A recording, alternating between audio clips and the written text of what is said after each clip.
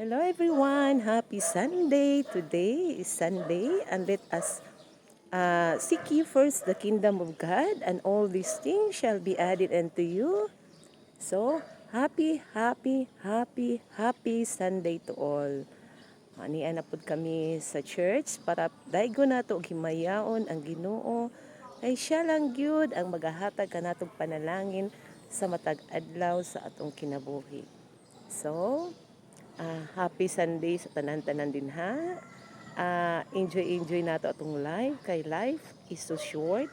So let us enjoy it kahit daghan kay mga problema. So continue nang gihapon kita kay ang Ginoo gyud magagiya, magapanalangin kanatong tanan. So always magpasalamat sa Ginoo kay ang tanan gyud ighatag kanato kung magsalig lang kita kaniya. Happy Sunday. God bless.